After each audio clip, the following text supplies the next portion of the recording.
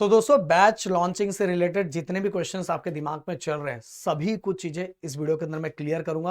और अगर और भी कुछ डाउट चल रहा है तो कमेंट बॉक्स में लिखो, मैं उनको देख के उससे रिलेटेड शॉर्ट्स वीडियो बना दूंगा जिससे उस डाउट को भी मैं क्लियर कर दूंगा। अगर कुछ छूट जाता है तो प्लीज कमेंट बॉक्स में लिखना।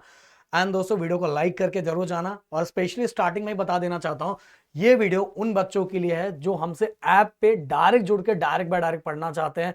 क्योंकि देखो ऐप पे बहुत सारी एक्स्ट्रा फैसिलिटी होती है, वो हमसे डायरेक्ट जुड़ सकते हैं, बहुत सारी चीजों की जो आपको पता चलेगा। बट ये आज उन बच्चों के लिए जो ऐप पे हमसे जुड़ना चाहते हैं। जो बच्चे यूट्यूब से पढ़ना चाहते हैं तो यूट्यूब पे हमारे पूरे कंटेंट ऑलरेडी है, सब चीजें हैं।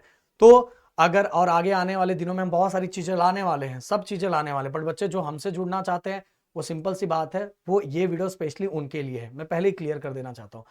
देखो पहली बात तो गाइस ये है कि आपके मन में क्वेश्चन ये आ रहा होगा कि सर प्राइस क्या होगा। तो प्राइस जो मार्केट में पूरे ईयरली पूरा हर सब्जेक्ट का जो होता है वही रहने वाला है, वही सेम रहने वाला है। पहला चीज तो ये क्लियर कर देना चाहता हूं।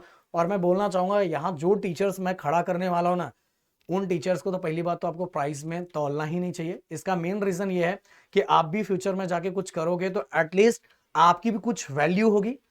ओके, क्योंकि अगर इतनी चीजें दी जाएगी तो उसका कुछ ना कुछ वैल्यू होगा।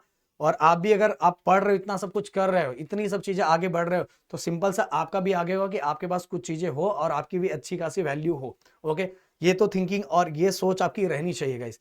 तो मैं पहले ही क्लियर कर देना चाहता हूँ, बैच का प्राइस वही होने वाला। हाँ, जिस दिन बैच लॉन्च होने वाला उस दिन डिस्काउंट मिलने वाला है।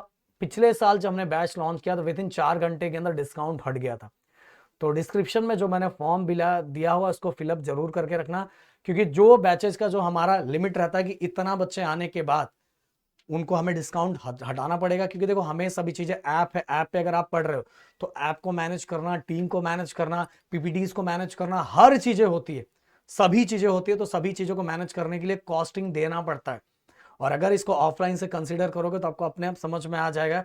और जो बच्चे पढ़ने वाले हैं वो इन चीजों को बिल्कुल नहीं देखते, सिंपल सी बात है, क्योंकि ईयरली पूरा। और जिन बच्चों को फ्री पढ़ना है, सिंपल सी बात है, यूट्यूब पे सभी चीजें उनके लिए है और मेरा ही है, राहुल सर का है, सभी टीचर्स का सब कुछ है। तो आप आराम से पढ़ सकते हो, समझ में। तो प्राइसिंग का पहले मैंने क्लियर कर दिया। अब बात करते हैं कि टीचर्स कौन से होंगे। टीचर्स मैं ये बोलना चाहूंगा कि टीचर्स ऐसे टीचर्स होंगे जिनको देखने के लिए लाखों उनके उनके वीडियोस पे लाखों लाखों व्यूज आते हैं। और आपको पता है प्रदीप सर ऐसे किसी को खड़ा कभी नहीं करते। अगर मैं टीम लाता हूं तो टीम ऐसी टीम लाता हूं कि जिसको तहलका मच जाए। और एक ही प्लेटफॉर्म ऐसा है महाराष्ट्र के अंदर जो प्रदीप सर का रहेगा। एक ही प्लेटफॉर्म ऐसा है जिसमें बच्चों को ना हर टीचर्स के लिए इधर उधर दौड़ना भागना नहीं पड़ेगा। यही ऐसे टीचर्स होंगे। और दूसरी बात, अभी मैंने प्लान ऐसा किया है कि संडे के दिन हम ओनली बोर्ड लॉन्च करने वाले हैं, जिससे उस दिन आपके टीचर्स के बारे में आपको पता चल जाए, बोर्ड भी लॉन्च हो जाए।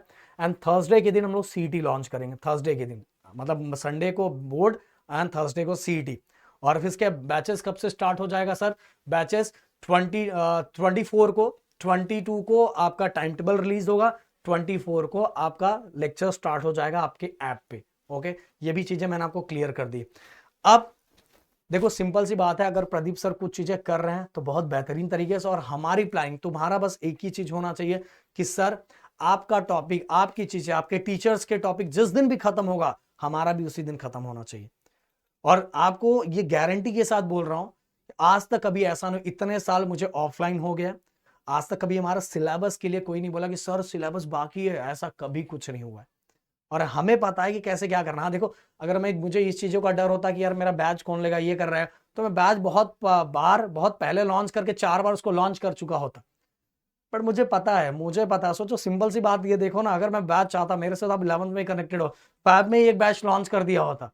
बट मैंने कभी ऐसा नहीं किया। मुझे पता है जो पढ़ने वाले बच्चे हैं, जो पढ़ने वाले बच्चे हैं वो मेरे पास आएंगे ही, और पक्का आएंगे। और अभी नहीं आएंगे 1 महीने के बाद, पक्का 2 महीने का दौड़ के आओगे।